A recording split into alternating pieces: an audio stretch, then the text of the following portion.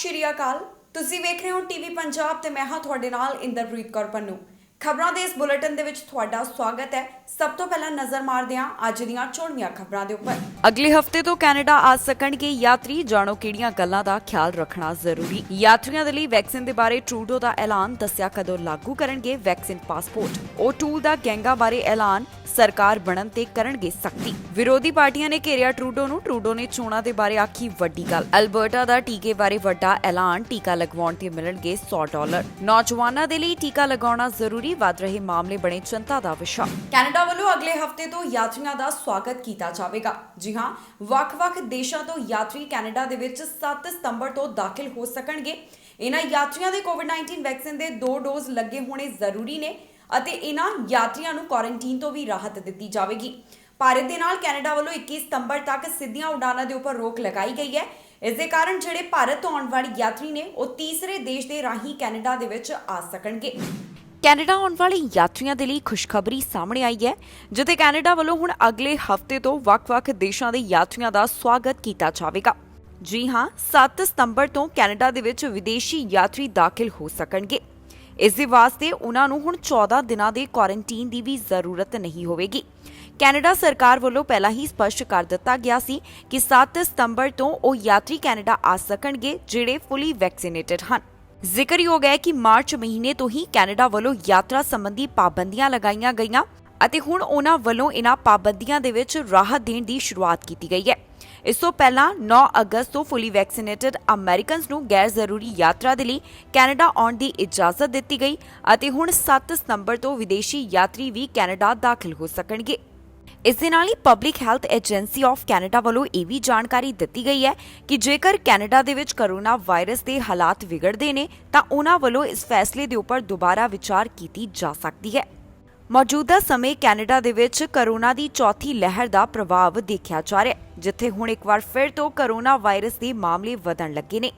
ਵੱਖ-ਵੱਖ ਸੂਬਿਆਂ ਵੱਲੋਂ ਵੀ ਇਹਨਾਂ ਸੰਬੰਧੀ ਮੁੜ ਤੋਂ ਸਖਤੀਆਂ ਦਾ ਐਲਾਨ ਕੀਤਾ ਜਾ ਰਿਹਾ ਹੈ। ਇਸ ਬਾਰੇ ਸਰਕਾਰ ਦਾ ਕਹਿਣਾ ਹੈ ਕਿ ਜੇਕਰ ਜ਼ਰੂਰਤ ਪਵੇ ਤਾਂ ਉਹਨਾਂ ਵੱਲੋਂ ਆਪਣੇ ਨਿਯਮਾਂ ਦੇ ਵਿੱਚ ਬਦਲਾਵ ਕੀਤਾ ਜਾਵੇਗਾ।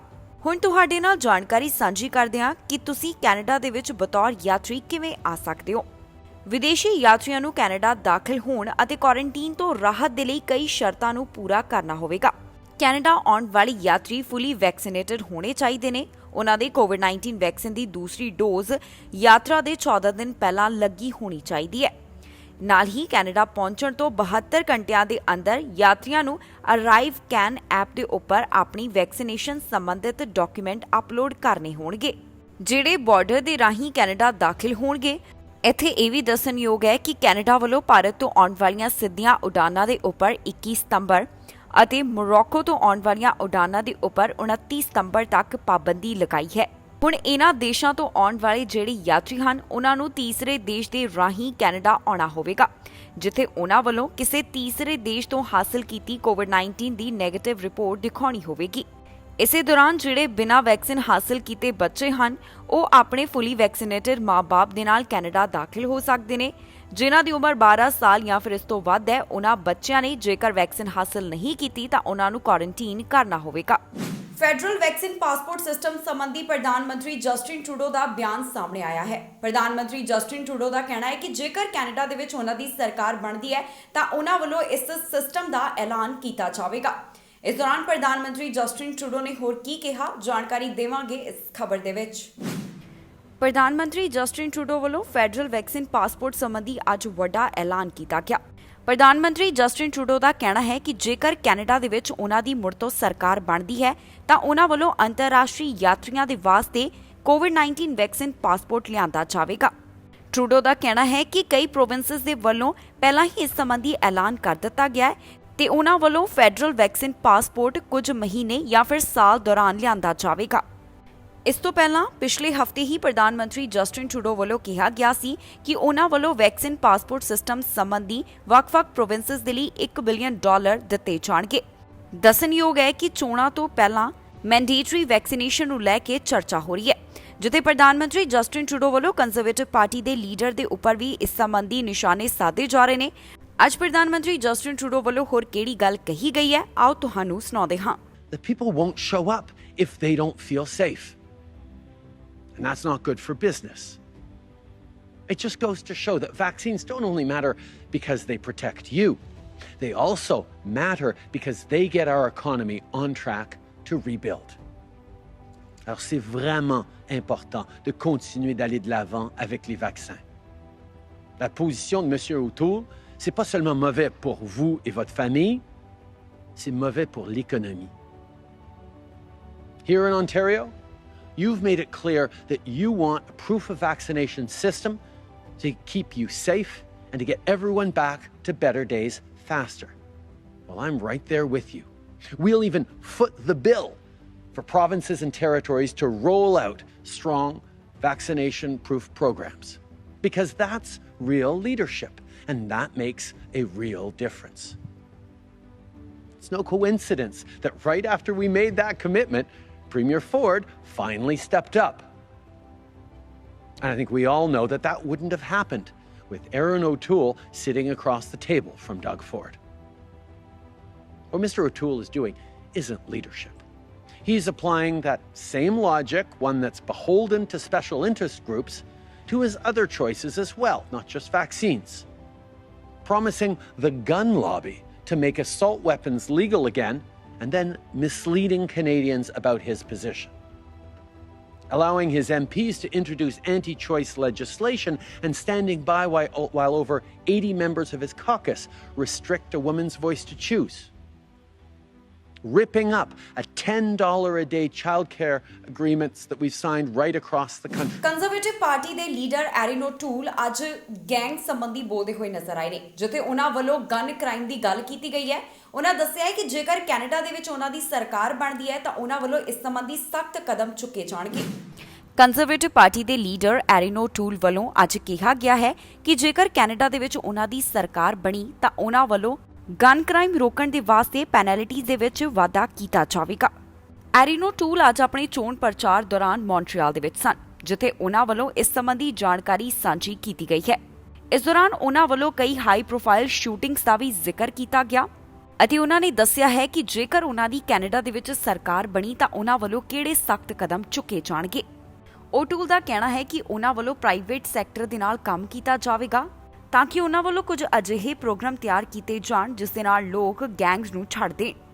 ਇਸ ਬਾਰੇ ਐਰਿਨ ਓਟੂਲ ਨੇ ਹੋਰ ਕੀ ਕਿਹਾ, ਆਓ ਤੁਹਾਨੂੰ ਸੁਣਾਉਂਦੇ ਹਾਂ। We will partner with employers in the private sector to create a gang exit strategy. The program will give them a way out, allowing them to start fresh in a new location with gainful employment and the support needed to leave behind a life of crime. And we will partner with organizations across the country to develop and expand programs to keep our youth out of gangs. Ending gun and gang violence needs to end at the source. We need to get tougher on gun smugglers. Pour stopper la contrebande illégale d'armes à feu à la frontière, on va travailler avec l'ASFC, la GRC et nos alliés américains. We will work with the CBSA, RCMP, and American allies to target smuggling operations before illegal guns even reach our border. And we will impose a mandatory minimum sentence of 2 years for the unauthorized possession of a firearm if the person was the subject of a prohibition order or previously convicted of a firearms-related offense. Les gangs de rue sont prévenus. Comme Premier ministre, je vais toujours être du côté des familles, des honnêtes citoyens et des victimes. Ensemble, on va agir pour rendre nos communautés, nos quartiers et nos rues plus sécuritaires. We are putting the gangs on notice. As Prime Minister, I will always stand on the side of law-abiding citizens and victims. Together, we can make our communities safer and secure our streets. ਵਿਰੋਧੀ ਪਾਰਟੀਆਂ ਦੇ leader ਪ੍ਰਧਾਨ ਮੰਤਰੀ Justin Trudeau ਨੂੰ ਘੇਰਦੇ ਹੋਏ ਨਜ਼ਰ ਆਏ ਨੇ। ਐਨਡੀਪੀ ਲੀਡਰ ਜਗਮੀਤ ਸਿੰਘ ਵੱਲੋਂ ਪ੍ਰਧਾਨ ਮੰਤਰੀ ਨੂੰ ਚੋਣਾਂ ਕਰਵਾਉਣ ਸੰਬੰਧੀ ਸੈਲਫਿਸ਼ ਦੱਸਿਆ ਗਿਆ ਹੈ, ਕਿਉਂਕਿ ਉਹਨਾਂ ਵੱਲੋਂ ਮੌਜੂਦਾ ਸਮੇਂ ਚੋਣਾਂ ਕਰਵਾਈਆਂ ਜਾ ਰਹੀਆਂ ਨੇ। ਇਸ ਦੇ ਨਾਲ ਹੀ ਪ੍ਰਧਾਨ ਮੰਤਰੀ ਜਸਟਿਨ ਟਰੂਡੋ ਵੱਲੋਂ ਵੀ ਚੋਣਾਂ ਸੰਬੰਧੀ ਇੱਕ ਨਵਾਂ ਸੰਕੇਤ ਦਿੱਤਾ ਗਿਆ ਹੈ। ਕੈਨੇਡਾ ਦੇ ਵਿੱਚ ਜਿਵੇਂ-ਜਿਵੇਂ ਚੋਣਾਂ ਦਾ ਦਿਨ ਨੇੜੇ ਆ ਰਿਹਾ ਹੈ, ਉਸੇ ਤਰ੍ਹਾਂ ਸਿਆਸੀ ਪਾਰਟੀਆਂ ਦੀਆਂ ਸਰਗਰਮੀਆਂ ਵੀ ਤੇਜ਼ ਹੁੰਦੀਆਂ ਹੋਈਆਂ ਦਿਖਾਈ ਦੇ ਰਹੀਆਂ ਨੇ। ਸਿਆਸੀ ਲੀਡਰਾਂ ਦੇ ਵੱਲੋਂ ਹੁਣ ਇੱਕ ਦੂਸਰੇ ਦੇ ਉੱਪਰ ਨਿਸ਼ਾਨੇ ਸਾਧੇ ਜਾ ਰਹੇ ਹਨ। ਕੈਨੇਡਾ ਦੇ ਵਿੱਚ ਕੋਰੋਨਾ ਵਾਇਰਸ ਦੀ ਚੌਥੀ ਲਹਿਰ ਦੇ ਦੌਰਾਨ ਜੋ ਪ੍ਰਧਾਨ ਮੰਤਰੀ ਜਸਟਿਨ ਟਰੂਡੋ ਵੱਲੋਂ ਚੋਣਾਂ ਸੰਬੰਧੀ ਫੈਸਲਾ ਲਿਆ ਗਿਆ, ਇਸ ਤੋਂ ਬਾਅਦ ਵਿਰੋਧੀ ਪਾਰਟੀਆਂ ਦੇ ਲੀਡਰ ਉਹਨਾਂ ਨੂੰ ਘੇਰਦੇ ਹੋਏ ਨਜ਼ਰ ਆਏ ਨੇ। ਦੱਸਦੀਏ ਕਿ ਪ੍ਰਧਾਨ ਮੰਤਰੀ ਜਸਟਿਨ ਟਰੂਡੋ ਨੇ 3 ਹਫ਼ਤੇ ਪਹਿਲਾਂ ਚੋਣਾਂ ਕਰਵਾਉਣ ਸੰਬੰਧੀ ਐਲਾਨ ਕੀਤਾ ਸੀ, ਜਿਸ ਦੇ ਵਿੱਚ ਉਹਨਾਂ ਨੇ ਕਿਹਾ ਕਿ ਕੈਨੇਡਾ ਅੰਦਰ 20 ਸਤੰਬਰ ਨੂੰ ਫੈਡਰਲ ਚੋਣਾਂ ਹੋਣਗੀਆਂ। ਇਸ ਬਾਰੇ ਐਨਡੀਪੀ ਲੀਡਰ ਜਗਮੀਤ ਸਿੰਘ ਵੱਲੋਂ ਟਰੂਡੋ ਦੇ ਇਸ ਫੈਸਲੇ ਨੂੰ ਸੈਲਫਿਸ਼ ਕਿਹਾ ਗਿਆ, ਜਦਕਿ ਕੰਜ਼ਰਵੇਟਿਵ ਪਾਰਟੀ ਦੇ ਲੀਡਰ ਐਨੀਨੋ ਟੂਲ ਦਾ ਕਹਿਣਾ ਹੈ ਕਿ ਜੇਕਰ ਇਸ ਵਾਰ ਵੀ ਪ੍ਰਧਾਨ ਮੰਤਰੀ ਜਸਟਿਨ ਟਰੂਡੋ ਦੀ ਸਰਕਾਰ ਨੂੰ ਮੈਜੋਰਿਟੀ ਨਹੀਂ ਮਿਲੀ ਤਾਂ ਉਹ ਫਿਰ ਤੋਂ ਚੋਣਾਂ ਕਰਵਾਉਣ ਸੰਬੰਧੀ ਗੁਰੇਜ਼ ਨਹੀਂ ਕਰਨਗੇ। ਇਨ੍ਹਾਂ ਲੀਡਰਾਂ ਦੇ ਵੱਲੋਂ ਇਹ ਵੀ ਕਿਹਾ ਗਿਆ ਹੈ ਕਿ ਜੇਕਰ ਕੈਨੇਡਾ ਦੇ ਵਿੱਚ ਕੋਰੋਨਾ ਵਾਇਰਸ ਦੇ ਮਾਮਲੇ ਵਧਣਗੇ ਤਾਂ ਉਹਨਾਂ ਵੱਲੋਂ ਵਰਚੁਅਲ ਤਰੀਕੇ ਦੇ ਨਾਲ ਚੋਣ ਪ੍ਰਚਾਰ ਕੀਤਾ ਜਾਵੇਗਾ। ਦੱਸਣਯੋਗ ਹੈ ਕਿ ਜੋ ਫੈਡਰਲ ਚੋਣਾਂ ਤੋਂ ਪਹਿਲਾਂ ਡਿਬੇਟ ਹੋਈ ਹੈ, ਉਸ ਦੇ ਵਿੱਚ ਪ੍ਰਧਾਨ ਮੰਤਰੀ ਜਸਟਿਨ ਟਰੂਡੋ ਵੱਲੋਂ ਇੱਕ ਵਾਰ ਫਿਰ ਤੋਂ ਚੋਣਾਂ ਸੰਬੰਧੀ ਇੱਕ ਸੰਕੇਤ ਦਿੱਤਾ ਗਿਆ ਹੈ। ਇਸ ਦੌਰਾਨ ਪ੍ਰਧਾਨ ਮੰਤਰੀ ਜਸਟਿਨ ਟਰੂਡੋ ਨੇ ਹਿੰਟ ਦਿੱਤਾ ਹੈ, ਜਿਸ ਦੇ ਵਿੱਚ ਉਹਨਾਂ ਕਿਹਾ ਕਿ ਜੇਕਰ ਉਹਨਾਂ ਨੂੰ ਕੈਨੇਡਾ ਦੇ ਵਿੱਚ ਮੈਜੋਰਿਟੀ ਫਿਰ ਤੋਂ ਹਾਸਿਲ ਨਹੀਂ ਹੋਈ ਤਾਂ ਉਹ 18 ਮਹੀਨਿਆਂ ਦੌਰਾਨ ਮੁੜ ਤੋਂ ਚੋਣਾਂ ਕਰਵਾ ਸਕਦੇ ਹਨ।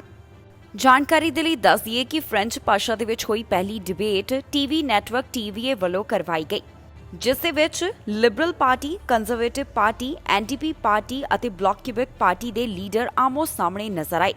ਇਸ ਡਿਬੇਟ ਦੇ ਵਿੱਚ ਸੋਸ਼ਲ ਇਸ਼ੂਜ਼, ਪੈਂਡੈਮਿਕ ਅਤੇ ਕੈਨੇਡਾ ਆਫ ਟੁਮਾਰੋ ਇਹਨਾਂ ਵਿਸ਼ਿਆਂ ਦੇ ਉੱਪਰ ਚਰਚਾ ਕੀਤੀ ਗਈ ਹੈ। ਇਨ੍ਹਾਂ ਲੀਡਰਾਂ ਦੇ ਵੱਲੋਂ ਇੱਕ ਦੂਸਰੇ ਦੇ ਉੱਪਰ ਕਈ ਤਰ੍ਹਾਂ ਦੇ ਸਵਾਲ ਖੜੇ ਕੀਤੇ ਗਏ ਹਨ ਅਤੇ ਇੱਕ ਦੂਸਰੇ ਨੂੰ ਇਹ ਲੀਡਰ ਇਸ ਡਿਬੇਟ ਦੌਰਾਨ ਘੇਰਦੇ ਹੋਏ ਨਜ਼ਰ ਆਏ ਨੇ। ਅਲਬਰਟਾ ਵੱਲੋਂ ਕੋਰੋਨਾ ਵਾਇਰਸ ਦੇ ਲਈ ਅਲਬਰਟਾ ਵਾਸੀਆਂ ਨੂੰ ਉਤਸ਼ਾਹਿਤ ਕਰਨ ਸੰਬੰਧੀ ਹੁਣ ਇੱਕ ਵੱਡਾ ਐਲਾਨ ਕੀਤਾ ਗਿਆ, ਜਿੱਥੇ ਉਹਨਾਂ ਦਾ ਕਹਿਣਾ ਹੈ ਕਿ ਜੇਕਰ ਅਲਬਰਟਾ ਦੇ ਵਿੱਚ ਕੋਈ ਕੋਵਿਡ-19 ਵੈਕਸੀਨ ਦੇ 2 ਡੋਜ਼ ਹਾਸਲ ਕਰਦਾ ਹੈ ਤਾਂ ਉਹਨਾਂ ਨੂੰ $100 ਦਿੱਤੇ ਜਾਣਗੇ। ਇਸ ਦੇ ਨਾਲ ਹੀ ਅਲਬਰਟਾ ਦੇ ਵਿੱਚ ਇੱਕ ਵਾਰ ਫਿਰ ਤੋਂ ਮਾਸਕ ਪਾਉਣ ਸੰਬੰਧੀ ਵੀ ਨਵਾਂ ਐਲਾਨ ਕੀਤਾ ਗਿਆ, ਜਿੱਥੇ ਇਸ ਮਾਸਕ ਨੂੰ ਮੁੜ ਤੋਂ ਇੰਡੋਰ ਸਪੇਸਿਸ ਦੇ ਲਈ ਲਾਜ਼ਮੀ ਕੀਤਾ ਜਾ ਰਿਹਾ ਹੈ।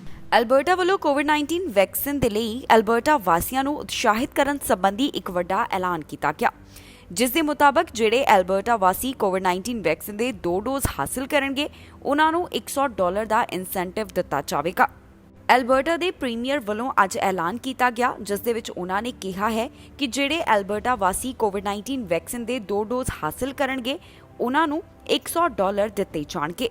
ਇਸ ਦੇ ਨਾਲ ਹੀ ਪ੍ਰੋਵਿੰਸ ਦੇ ਵੱਲੋਂ ਮਾਸਕ ਅਤੇ ਇੰਡੋਰ ਪਬਲਿਕ ਸਪੇਸਿਸ ਸੰਬੰਧੀ ਵੀ ਐਲਾਨ ਕੀਤਾ ਗਿਆ, ਜਿੱਥੇ ਇੱਕ ਵਾਰ ਫਿਰ ਤੋਂ ਪ੍ਰੋਵਿੰਸ ਦੇ ਵਿੱਚ ਇਹਨਾਂ ਇੰਡੋਰ ਪਬਲਿਕ ਸਪੇਸਿਸ ਦੇ ਵਿੱਚ ਮਾਸਕ ਨੂੰ ਲਾਜ਼ਮੀ ਕੀਤਾ ਜਾ ਰਿਹਾ ਹੈ। ਜਾਣਕਾਰੀ ਦੇ ਮੁਤਾਬਕ ਜੋ $100 ਦਾ ਇਨਸੈਂਟਿਵ ਦਿੱਤਾ ਜਾਵੇਗਾ ਉਹ ਅਕਤੂਬਰ 14 ਤੱਕ ਲਈ ਹੋਵੇਗਾ ਅਤੇ ਇਸ ਦੇ ਲਈ ਜ਼ਰੂਰੀ ਹੋਵੇਗਾ ਕਿ ਆਨਲਾਈਨ ਰਜਿਸਟ੍ਰੇਸ਼ਨ ਕਰਵਾਈ ਹੋਵੇ।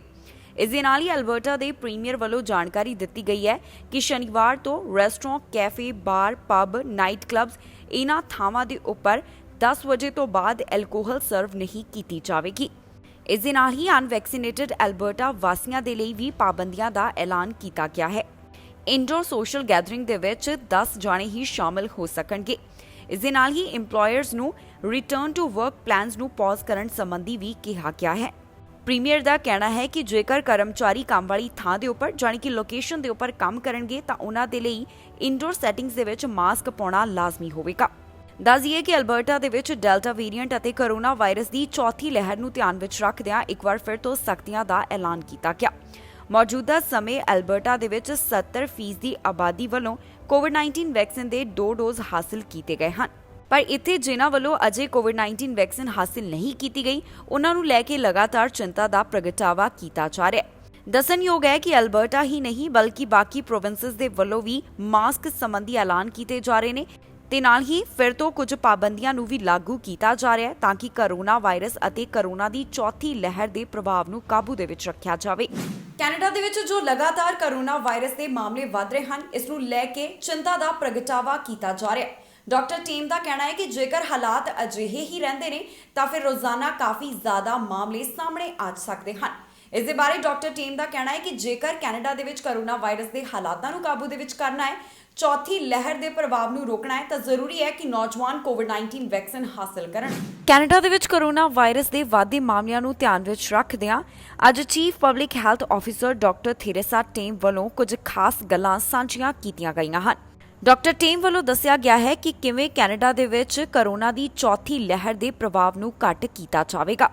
ਇਸ ਬਾਰੇ ਜਾਣਕਾਰੀ ਸਾਂਝੀ ਕਰਦਿਆਂ ਉਹਨਾਂ ਨੇ ਜ਼ੋਰ ਦੇ ਕੇ ਕਿਹਾ ਹੈ ਕਿ ਜਿਨ੍ਹਾਂ ਦੀ ਉਮਰ 18 ਸਾਲ ਤੋਂ 39 ਸਾਲ ਦੇ ਵਿਚਕਾਰ ਹੈ, ਉਹਨਾਂ ਦੇ ਲਈ ਇਸ ਸਮੇਂ ਕੋਵਿਡ-19 ਵੈਕਸੀਨ ਹਾਸਲ ਕਰਨਾ ਬੇहद ਜ਼ਰੂਰੀ ਹੈ। ਜੇਕਰ ਯੰਗਸਟਰਸ ਕੋਵਿਡ-19 ਵੈਕਸੀਨ ਨੂੰ ਹਾਸਲ ਕਰਨਗੇ ਤਾਂ ਫਿਰ ਕੈਨੇਡਾ ਦੇ ਵਿੱਚ ਕੋਰੋਨਾ ਵਾਇਰਸ ਦੇ ਹਾਲਾਤਾਂ ਨੂੰ ਕਾਬੂ ਦੇ ਵਿੱਚ ਕੀਤਾ ਜਾ ਸਕਦਾ ਹੈ। ਡਾਕਟਰ ਟੀਮ ਨੇ ਕਿਹਾ ਕਿ ਇਸ ਸਮੇਂ ਸਾਡੇ ਲਈ ਜ਼ਰੂਰੀ ਹੈ ਕਿ ਅਸੀਂ ਆਪਣੇ ਕੰਟੈਕਟ ਨੂੰ ਘੱਟ ਕਰੀਏ। ਇਹ ਵੇਲਾ ਨਹੀਂ ਹੈ ਕਿ ਕੈਨੇਡਾ ਦੇ ਵਿੱਚ ਵੱਡੇ ਇਕੱਠ ਕੀਤੇ ਜਾਣ। ਉਹਨਾਂ ਕਿਹਾ ਕਿ ਇਸ ਸਮੇਂ ਕੋਰੋਨਾ ਵਾਇਰਸ ਦੇ ਵੱਧਦੇ ਮਾਮਲਿਆਂ ਨੂੰ ਧਿਆਨ ਵਿੱਚ ਰੱਖਣਾ ਜ਼ਰੂਰੀ ਹੈ। ਇਸ ਸਭ ਦੇ ਬਾਰੇ public health agency of Canada ਦਾ ਕਹਿਣਾ ਹੈ ਕਿ ਜੇਕਰ ਅਸੀਂ ਪਬਲਿਕ ਹੈਲਥ ਮੈਸ਼ਰਸ ਦਾ ਖਿਆਲ ਰੱਖਾਂਗੇ ਤਾਂ ਕੈਨੇਡਾ ਦੇ ਵਿੱਚ 25% ਤੱਕ ਟ੍ਰਾਂਸਮਿਸ਼ਨ ਨੂੰ ਘੱਟ ਕੀਤਾ ਜਾ ਸਕਦਾ ਹੈ। ਇਸ ਦੇ ਨਾਲ ਕੈਨੇਡਾ ਦੇ ਵਿੱਚ ਜੋ ਕੋਰੋਨਾ ਵਾਇਰਸ ਦੀ ਚੌਥੀ ਲਹਿਰ ਦਾ ਪ੍ਰਭਾਵ ਹੈ, ਉਸ ਨੂੰ ਵੀ ਘਟਾਇਆ ਜਾ ਸਕੇਗਾ। ਜ਼ਿਕਰਯੋਗ ਹੈ ਕਿ ਕੈਨੇਡਾ ਦੇ ਵਿੱਚ ਇੱਕ ਵਾਰ ਫਿਰ ਤੋਂ ਕੋਰੋਨਾ ਵਾਇਰਸ ਦੇ ਮਾਮਲੇ ਵਧਣ ਲੱਗੇ ਨੇ। ਸੂਬਿਆਂ ਦੇ ਵਿੱਚ ਹੁਣ ਪਹਿਲਾਂ ਦੇ ਮੁਕਾਬਲੇ ਵੱਧ ਮਾਮਲੇ ਸਾਹਮਣੇ ਆ ਰਹੇ ਨੇ, ਜਿਸ ਤੋਂ ਬਾਅਦ ਸੂਬਿਆਂ ਵੱਲੋਂ ਜੋ ਰਾਹਤ ਦਿੱਤੀ ਗਈ ਸੀ, ਉਹਨਾਂ ਸੰਬੰਧੀ ਇੱਕ ਵਾਰ ਫਿਰ ਤੋਂ ਪਾਬੰਦੀਆਂ ਦਾ ਐਲਾਨ ਕੀਤਾ ਜਾ ਰਿਹਾ ਹੈ। ਕਈ ਸੂਬਿਆਂ ਦੇ ਵੱਲੋਂ ਵੈਕਸੀਨੇਸ਼ਨ ਪਾਸਪੋਰਟ ਸਿਸਟਮ ਸੰਬੰਧੀ ਵੀ ਐਲਾਨ ਕੀਤਾ ਗਿਆ ਤਾਂ ਕਿ ਕੋਰੋਨਾ ਵਾਇਰਸ ਦੇ ਹਾਲਾਤਾਂ ਨੂੰ ਕਾਬੂ ਦੇ ਵਿੱਚ ਰੱਖਿਆ ਜਾ ਸਕੇ। ontario ਦੇ ਵਿੱਚ ਇੱਕ ਸੜਕ ਹਾਦਸਾ ਵਾਪਰਿਆ, ਜਿਸ ਦੇ ਵਿੱਚ ਇੱਕ 10 ਸਾਲਾ ਬੱਚੀ ਦੀ ਜਾਨ ਚਲੀ ਗਈ। ਦਰਅਸਲ ਇਹ ਬੱਚੀ ਆਪਣੇ ਬਾਈਸਾਈਕਲ ਦੇ ਉੱਪਰ ਜਾ ਰਹੀ ਸੀ। ਇਸ ਦੌਰਾਨ ਵਾਹਨ ਵੱਲੋਂ ਟੱਕਰ ਮਾਰੀ ਗਈ, ਜਿਸ ਦੇ ਕਾਰਨ ਇਸ ਬੱਚੀ ਦੀ ਹਸਪਤਾਲ ਦੇ ਵਿੱਚ ਮੌਤ ਹੋ ਗਈ।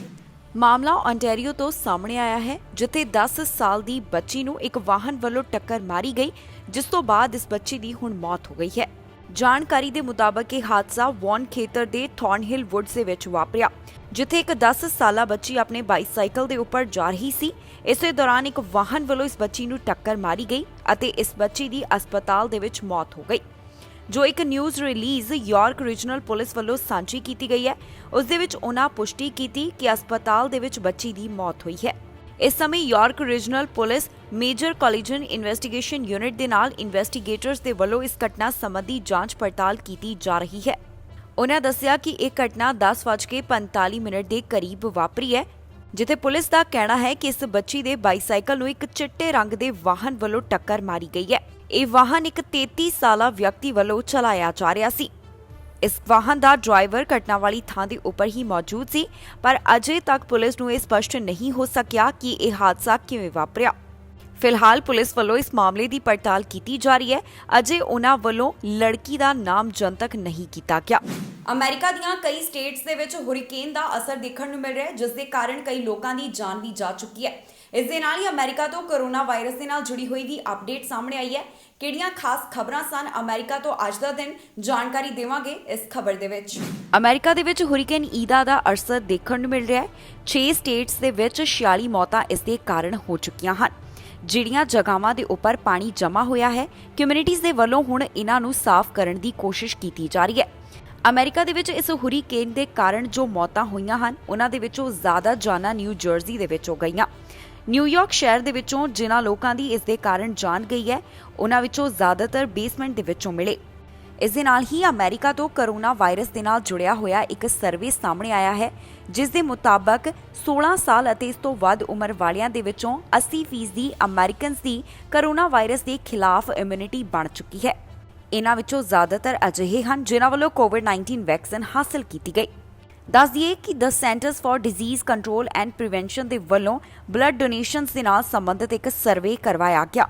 ਅਮਰੀਕਾ ਦੇ ਵਿੱਚ ਹੁਣ ਤੱਕ 39 ਮਿਲੀਅਨ ਦੇ ਕਰੀਬ ਅਮਰੀਕਨਸ ਕੋਰੋਨਾ ਵਾਇਰਸ ਦਾ ਸ਼ਿਕਾਰ ਹੋ ਚੁੱਕੇ ਹਨ। ਇਸ ਦੇ ਨਾਲ ਹੀ ਡਾਕਟਰ ਫਾਊਚੀ ਦੇ ਵੱਲੋਂ ਜਾਣਕਾਰੀ ਸਾਂਝੀ ਕੀਤੀ ਗਈ ਸੀ, ਜਿਸ ਦੇ ਵਿੱਚ ਉਹਨਾਂ ਨੇ ਦੱਸਿਆ ਸੀ ਕਿ ਬੂਸਟਰ ਡੋਜ਼ਸ FDA ਦੀ ਆਥੋਰਾਈਜ਼ੇਸ਼ਨ ਤੋਂ ਬਾਅਦ ਹੀ ਰੋਲ ਆਊਟ ਕੀਤੀਆਂ ਜਾਣਗੀਆਂ। ਇਸ ਦੇ ਨਾਲ ਹੀ ਦੱਸ ਦਈਏ ਕਿ ਕੈਲੀਫੋਰਨੀਆ ਦੇ ਵਿੱਚ ਜੋ ਜੰਗਲ ਦੀ ਅੱਗ ਲੱਗੀ ਹੋਈ ਹੈ, ਇਸ ਦਾ ਕਹਿਰ ਅਜੇ ਵੀ ਦੇਖਣ ਨੂੰ ਮਿਲ ਰਿਹਾ ਹੈ। ਫਾਇਰ ਫਾਈਟਰਸ ਦੇ ਵੱਲੋਂ ਲਗਾਤਾਰ ਇਸ ਸੰਬੰਧੀ ਕਾਰਵਾਈ ਕੀਤੀ ਜਾ ਰਹੀ ਹੈ। ਅਮਰੀਕਾ ਦੇ ਵੈਸਟ ਹਿੱਸੇ ਦੇ ਵਿੱਚ ਪਾਣੀ ਦੀ ਸ਼ਾਰਟੇਜ ਵੀ ਦੇਖੀ ਜਾ ਰਹੀ ਹੈ, ਜਿਸ ਦੇ ਕਾਰਨ ਫਾਇਰ ਫਾਈਟਰਸ ਨੂੰ ਵੀ ਪਰੇਸ਼ਾਨੀ ਦਾ ਸਾਹਮਣਾ ਕਰਨਾ ਪੈ ਰਿਹਾ ਹੈ। ਇਸ ਸਮੇਂ 15,000 ਤੋਂ ਵੱਧ ਫਾਇਰ ਫਾਈਟਰਸ ਆਪਣੀ ਡਿਊਟੀ ਦੇ ਉੱਪਰ ਲੱਗੇ ਹੋਏ ਹਨ। ontario ਸਰਕਾਰ ਵੱਲੋਂ ਡਰਾਈਵਰਾਂ ਦੇ ਲਈ ਜਾਣਕਾਰੀ ਸਾਂਝੀ ਕੀਤੀ ਗਈ ਹੈ, ਜਿੱਥੇ ਉਹਨਾਂ ਨੇ ਦੱਸਿਆ ਹੈ ਕਿ ਜਿਹੜੀਆਂ ਇੰਸ਼ੋਰੈਂਸ ਪਲੇਟਾਂ ਨੇ ਜਾਂ ਫਿਰ ਬਾਕੀ ਡਾਕੂਮੈਂਟਸ, ਉਹਨਾਂ ਨੂੰ ਕਦੋਂ ਅਤੇ ਕਿਵੇਂ ਰੀਨਿਊ ਕਰਾਉਣਾ ਹੈ। ਇਸ ਬਾਰੇ ontario ਸਰਕਾਰ ਵੱਲੋਂ ਜੋ ਜਾਣਕਾਰੀ ਸਾਂਝੀ ਕੀਤੀ ਗਈ ਹੈ, ਇਸ ਬਾਰੇ ਡਿਟੇਲ ਤੁਹਾਡੇ ਨਾਲ ਇਸ ਖਬਰ ਦੇ ਵਿੱਚ ਸਾਂਝੀ ਕਰਾਂਗੇ। ontario ਤੋਂ ਡਰਾਈਵਰਸ ਦੇ ਵਾਸਤੇ ਖਾਸ ਜਾਣਕਾਰੀ ਸਾਹਮਣੇ ਆਈ ਹੈ। ਜਿੱਥੇ ਓਨਟਾਰੀਓ ਸਰਕਾਰ ਵੱਲੋਂ ਕੁਝ ਨਵੇਂ ਨਿਰਦੇਸ਼ ਜਾਰੀ ਕੀਤੇ ਗਏ। ਇਨ੍ਹਾਂ ਨਿਰਦੇਸ਼ਾਂ ਦੇ ਮੁਤਾਬਕ ਓਨਟਾਰੀਓ ਦੇ ਵਿੱਚ ਜਿਹੜੀਆਂ ਲਾਇਸੈਂਸ ਪਲੇਟਾਂ ਐਕਸਪਾਇਰ ਹੋ ਚੁੱਕੀਆਂ ਨੇ, ਡਰਾਈਵਰਜ਼ ਲਾਇਸੈਂਸ ਅਤੇ ਹੈਲਥ ਕਾਰਡ ਨੂੰ ਰੀਨਿਊ ਕਰਨਾ ਸ਼ੁਰੂ ਕਰ ਦਿੱਤਾ ਗਿਆ ਹੈ। ਸਰਕਾਰ ਵੱਲੋਂ ਇਸ ਬਾਰੇ ਜਾਣਕਾਰੀ ਸਾਂਝੀ ਕੀਤੀ ਗਈ ਹੈ, ਜਿੱਥੇ ਉਹਨਾਂ ਨੇ ਇਨ੍ਹਾਂ ਚੀਜ਼ਾਂ ਨੂੰ ਰੀਨਿਊ ਕਰਾਉਣ ਦੇ ਲਈ 28 ਫਰਵਰੀ 2022 ਤੱਕ ਦਾ ਸਮਾਂ ਦਿੱਤਾ ਹੈ। ਇਸ ਤੋਂ ਪਹਿਲਾਂ ਕੋਰੋਨਾ ਪੈਂਡੈਮਿਕ ਦੇ ਦੌਰਾਨ ਸੂਬਾ ਸਰਕਾਰ ਵੱਲੋਂ ਕਿਹਾ ਗਿਆ ਸੀ ਕਿ ਮਾਰਚ 2020 ਤੋਂ ਬਾਅਦ ਜਿਹੜੇ ਲਾਇਸੈਂਸ ਪਲੇਟ, ਡਰਾਈਵਰਜ਼ ਲਾਇਸੈਂਸ ਅਤੇ ਹੈਲਥ ਕਾਰਡ ਐਕਸਪਾਇਰ ਹੋ ਜਾਣਗੇ, ਉਹਨਾਂ ਨੂੰ ਰੀਨਿਊ ਕਰਵਾਉਣ ਦੀ ਜ਼ਰੂਰਤ ਨਹੀਂ ਹੋਵੇਗੀ। ਇੱਥੇ ਦੱਸਣਯੋਗ ਹੈ ਕਿ ਟਰੱਕ ਡਰਾਈਵਰਜ਼ ਦੇ ਵਾਸਤੇ ਆਪਣੇ ਡਾਕੂਮੈਂਟਸ 31 ਦਸੰਬਰ 2021 ਤੱਕ ਰੀਨਿਊ ਕਰਨੇ ਜ਼ਰੂਰੀ ਕੀਤੇ ਗਏ ਹਨ। ਜਿਹੜੇ ਡਰਾਈਵਰਜ਼ ਦੇ ਕੋਲ G1, G2, M1, M2 licence ਹਨ, ਉਹ 31 ਦਸੰਬਰ 2022 ਤੱਕ ਆਪਣੇ ਲਾਇਸੈਂਸ ਅਪਗ੍ਰੇਡ ਕਰਵਾ ਸਕਦੇ ਨੇ ਜਾਂ ਫਿਰ ਉਹ ਆਪਣੇ ਦੁਬਾਰਾ ਲਾਇਸੈਂਸ ਲੈਣ ਦੇ ਯੋਗ ਹੋ ਸਕਦੇ ਹਨ। ਇਸ ਦੇ ਨਾਲ ਹੀ ਪ੍ਰੋਵਿੰਸ ਦੀ ਸਰਕਾਰ ਵੱਲੋਂ ਜਾਣਕਾਰੀ ਦਿੱਤੀ ਗਈ ਹੈ ਕਿ ਜੇਕਰ ਇਨ੍ਹਾਂ ਡਾਕੂਮੈਂਟਸ ਨੂੰ ਰੀਨਿਊ ਨਹੀਂ ਕਰਵਾਇਆ ਗਿਆ ਤੇ ਉਹਨਾਂ ਨੂੰ 2020 ਅਤੇ 2021 ਦੀ ਰੀਨਿਊ ਕਰਵਾਉਣ ਦੀ ਫੀਸ ਦਾ ਭੁਗਤਾਨ ਕਰਨਾ ਹੋਵੇਗਾ। ਏਅਰ ਕੈਨੇਡਾ ਵੱਲੋਂ ਉਡਾਨਾਂ ਸੰਬੰਧੀ ਐਲਾਨ ਕੀਤਾ ਗਿਆ, ਜਿੱਥੇ ਉਹਨਾਂ ਨੇ ਦੱਸਿਆ ਹੈ ਕਿ 8 ਸਤੰਬਰ ਤੋਂ ਉਹਨਾਂ ਵੱਲੋਂ ਕਿਹੜੀਆਂ ਉਡਾਨਾਂ ਚਲਾਈਆਂ ਜਾਣਗੀਆਂ। ਇਸ ਦਾ ਸਕੈਡਿਊਲ ਵੀ ਉਹਨਾਂ ਵੱਲੋਂ ਸਾਂਝਾ ਕੀਤਾ ਗਿਆ। ਨਾਲ ਹੀ ਏਅਰਲਾਈਨ ਦਾ ਕਹਿਣਾ ਹੈ ਕਿ ਵੈਬਸਾਈਟ ਦੇ ਉੱਪਰ ਟਿਕਟਾਂ ਬੁੱਕ ਕਰਵਾਈਆਂ ਜਾ ਸਕਦੀਆਂ ਹਨ। ਏਅਰ ਕੈਨੇਡਾ ਵੱਲੋਂ ਉਡਾਨਾਂ ਸੰਬੰਧੀ ਜਾਣਕਾਰੀ ਸਾਂਝੀ ਕੀਤੀ ਗਈ ਹੈ, ਜਿੱਥੇ ਉਹਨਾਂ ਨੇ ਦੱਸਿਆ ਹੈ ਕਿ ਸਤੰਬਰ 8 ਤੋਂ ਉਹਨਾਂ ਵੱਲੋਂ ਕੁਝ ਹੋਰ ਉਡਾਨਾਂ ਚਲਾਈਆਂ ਜਾ ਰਹੀਆਂ ਨੇ। ਜੀ ਹਾਂ, ਏਅਰ ਕੈਨੇਡਾ ਵੱਲੋਂ ਅੱਜ ਐਲਾਨ ਕੀਤਾ ਗਿਆ ਕਿ ਉਹਨਾਂ ਵੱਲੋਂ ਟੋਰਾਂਟੋ ਸਿਟੀ 에ਅਰਪੋਰਟ ਤੋਂ ਉਡਾਨਾਂ ਦੀ ਸ਼ੁਰੂਆਤ ਸਤੰਬਰ 8, 2021 ਤੋਂ ਕੀਤੀ ਜਾਵੇਗੀ, ਜਿੱਥੇ ਉਹਨਾਂ ਵੱਲੋਂ 5 ਡੇਲੀ ਰਿਟਰਨ ਫਲਾਈਟਸ ਮੌਂਟਰੀਅਲ ਦੇ ਲਈ ਚਲਾਈਆਂ ਜਾਣਗੀਆਂ। ਇਸ ਬਾਰੇ ਵਧੇਰੇ ਜਾਣਕਾਰੀ ਸਾਂਝੀ ਕਰਦਿਆਂ ਏਅਰ ਕੈਨੇਡਾ ਦਾ ਕਹਿਣਾ ਹੈ ਕਿ ਏਅਰ ਕੈਨੇਡਾ ਦੀ ਵੈਬਸਾਈਟ ਦੇ ਰਾਹੀਂ ਬੁਕਿੰਗ ਕਰਵਾਈ ਜਾ ਸਕਦੀ ਹੈ, ਜਿਸ ਦਾ ਮਤਲਬ ਹੈ ਕਿ aircanada.com ਦੇ ਰਾਹੀਂ ਉਡਾਨਾਂ ਦੀ ਬੁਕਿੰਗ ਕਰਵਾਈ ਜਾ ਸਕਦੀ ਹੈ। ਇਸ ਬਾਰੇ 에ਅਰਲਾਈਨ ਦੇ ਵੱਲੋਂ ਉਡਾਨਾਂ ਸੰਬੰਧੀ ਸਕੈਡਿਊਲ ਵੀ ਸਾਂਝਾ ਕੀਤਾ ਗਿਆ ਹੈ, ਜਿਸ ਦੀ ਜਾਣਕਾਰੀ ਉਹਨਾਂ ਦੀ ਵੈਬਸਾਈਟ ਦੇ ਉੱਪਰ ਹਾਸਲ ਕੀਤੀ ਜਾ ਸਕਦੀ ਹੈ ਕਿ ਕਿਵੇਂ ਅਤੇ ਕਿੰਨੇ ਵਜੇ ਇਹ ਉਡਾਨਾਂ ਚਲਾਈਆਂ ਜਾਣਗੀਆਂ। ਇਸ ਦੇ ਨਾਲ ਹੀ ਏਅਰ ਕੈਨੇਡਾ ਵੱਲੋਂ ਆਪਣੇ ਗ੍ਰਾਹਕਾਂ ਦੇ ਵਾਸਤੇ ਡਾਊਨਟਾਊਨ ਅਤੇ ਟੋਰਾਂਟੋ ਸਿਟੀ 에ਅਰਪੋਰਟ ਦੇ ਲਈ ਕੰਪਲੀਮੈਂਟਰੀ ਬੱਸ ਸਰਵਿਸ ਵੀ ਮੁਹੱਈਆ ਕਰਵਾਈ ਜਾਵੇਗੀ। ਕੈਨੇਡਾ ਦੇ ਵੱਖ-ਵੱਖ ਸੂਬਿਆਂ ਤੋਂ ਇੱਕ ਵਾਰ ਫਿਰ ਤੋਂ ਕੋਰੋਨਾ ਵਾਇਰਸ ਦੇ ਮਾਮਲੇ ਵਧਦੇ ਹੋਏ ਦਿਖਾਈ ਦੇ ਰਹੇ ਨੇ। ਕਿਸ ਸੂਬੇ ਤੋਂ ਕਿੰਨੇ ਕੋਰੋਨਾ ਵਾਇਰਸ ਦੇ ਮਾਮਲੇ ਸਾਹਮਣੇ ਆਏ, ਇਸ ਖਬਰ ਦੇ ਵਿੱਚ ਜਾਣਕਾਰੀ ਤੁਹਾਡੇ ਨਾਲ ਸਾਂਝੀ ਕਰਾਂਗੇ। ਨਾਲ ਹੀ ਦੱਸਾਂਗੇ ਕੈਨੇਡਾ ਦੇ ਵਿੱਚ ਇਸ ਸਮੇਂ ਕੀ ਹਨ ਕੋਰੋਨਾ ਵਾਇਰਸ ਦੇ ਮੌਜੂਦਾ ਹਾਲਾਤ। ਓਨਟਾਰੀਓ ਤੋਂ 24 ਘੰਟਿਆਂ ਦੌਰਾਨ 807 ਕੋਰੋਨਾ ਵਾਇਰਸ ਦੇ ਮਾਮਲੇ ਸਾਹਮਣੇ ਆਏ ਹਨ। ਓਨਟਾਰੀਓ ਦੇ ਵਿੱਚ ਜੋ 24 ਘੰਟਿਆਂ ਦੌਰਾਨ ਕੋਰੋਨਾ ਵਾਇਰਸ ਦੇ ਮਾਮਲਿਆਂ ਦੀ ਪੁਸ਼ਟੀ ਹੋਈ ਹੈ, ਇਹਨਾਂ ਵਿੱਚੋਂ 499 ਅਨਵੈਕਸੀਨੇਟਡ, 68 ਜਿਨ੍ਹਾਂ ਦੇ ਸਿੰਗਲ ਡੋਜ਼ ਲੱਗੀ ਹੋਈ ਹੈ ਅਤੇ 179 ਉਹ ਹਨ ਜਿਨ੍ਹਾਂ ਨੇ ਕੋਵਿਡ-19 ਵੈਕਸੀਨ ਦੀਆਂ 2 ਡੋਜ਼ ਹਾਸਲ ਕੀਤੀਆਂ। ਜਾਣਕਾਰੀ ਦੇ ਮੁਤਾਬਕ ਟੋਰਾਂਟੋ ਤੋਂ 175, ਪੀਲ ਰੀਜਨ ਤੋਂ 136, ਯਾਰਕ ਰੀਜਨ ਤੋਂ 85, ਵਿੰਡਸਰ ਤੋਂ 72, ਡਰਹਮ ਰੀਜਨ ਤੋਂ 50, ਆਟਵਾ ਤੋਂ 49, ਹੈਮਿਲਟਨ ਤੋਂ 46 ਮਾਮਲਿਆਂ ਦੀ ਪੁਸ਼ਟੀ ਹੋਈ ਹੈ। ਹਸਪਤਾਲ ਦੇ ਵਿੱਚ 326 ਮਰੀਜ਼ਾਂ ਦੀ ਗਿਣਤੀ ਦੱਸੀ ਜਾ ਰਹੀ ਹੈ, ਜਿਨ੍ਹਾਂ ਵਿੱਚੋਂ 169 ICU ਦੇ ਵਿੱਚ ਨੇ। ਓਨਟਾਰੀਓ ਦੇ ਵਿੱਚ ਹੁਣ ਤੱਕ ਕੋਵਿਡ-19 ਵਾਇਰਸ ਦੇ ਕਾਰਨ 9,536 ਜਾਨਾਂ ਜਾ ਚੁੱਕੀਆਂ ਨੇ। ਐਕਟਿਵ ਕੋਰੋਨਾ ਵਾਇਰਸ ਮਾਮਲਿਆਂ ਦੀ ਸੂਬੇ ਦੇ ਵਿੱਚ ਗਿਣਤੀ 6,094 ਦੇ ਕਰੀਬ ਦੱਸੀ ਗਈ ਹੈ।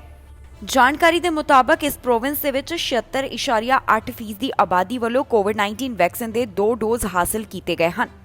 ਕਿਊਬੈਕ ਤੋਂ 24 ਘੰਟਿਆਂ ਦੌਰਾਨ 750 ਕੋਰੋਨਾ ਵਾਇਰਸ ਦੇ ਮਾਮਲੇ ਸਾਹਮਣੇ ਆਏ ਅਤੇ ਇਹਨਾਂ 24 ਘੰਟਿਆਂ ਦੌਰਾਨ 2 ਜਾਨਾਂ ਇਸ ਵਾਇਰਸ ਦੇ ਕਾਰਨ ਗਈਆਂ ਨੇ। ਹੁਣ ਤੱਕ ਪ੍ਰੋਵਿੰਸ ਦੇ ਵਿੱਚ 9,91,663 ਕੋਰੋਨਾ ਵਾਇਰਸ ਦੇ ਮਾਮਲੇ ਸਾਹਮਣੇ ਆ ਚੁੱਕੇ ਨੇ। 11,291 ਜਾਨਾਂ ਇਸ ਵਾਇਰਸ ਦੇ ਕਾਰਨ ਜਾ ਚੁੱਕੀਆਂ ਨੇ। ਹਸਪਤਾਲ ਦੇ ਵਿੱਚ ਮਰੀਜ਼ਾਂ ਦੀ ਗਿਣਤੀ 147 ਹੈ, ਜਿਨ੍ਹਾਂ ਵਿੱਚੋਂ 49 ਇੰਟੈਂਸਿਵ ਕੇਅਰ ਅਧੀਨ ਹਨ। ਪ੍ਰੋਵਿੰਸ ਦੇ ਵਿੱਚ 86% ਦੀ ਆਬਾਦੀ ਵੱਲੋਂ ਕੋਵਿਡ-19 ਵੈਕਸੀਨ ਦੀ 1 ਡੋਜ਼ ਅਤੇ 79% ਦੀ ਵੱਲੋਂ ਕੋਵਿਡ-19 ਵੈਕਸੀਨ ਦੀ 2 ਡੋਜ਼ ਹਾਸਲ ਕੀਤੀ ਜਾ ਚੁੱਕੀ ਹੈ। ਮੈਨੀਟੋਬਾ ਤੋਂ 24 ਘੰਟਿਆਂ ਦੌਰਾਨ 56 ਕੋਰੋਨਾ ਵਾਇਰਸ ਦੇ ਮਾਮਲੇ ਸਾਹਮਣੇ ਆਏ ਨੇ। ਇਸ ਦੇ ਪਿੱਛੇ ਡੈਲਟਾ ਵੇਰੀਐਂਟ ਨੂੰ ਕਾਰਨ ਠਹਿਰਾਇਆ ਜਾ ਰਿਹਾ ਹੈ।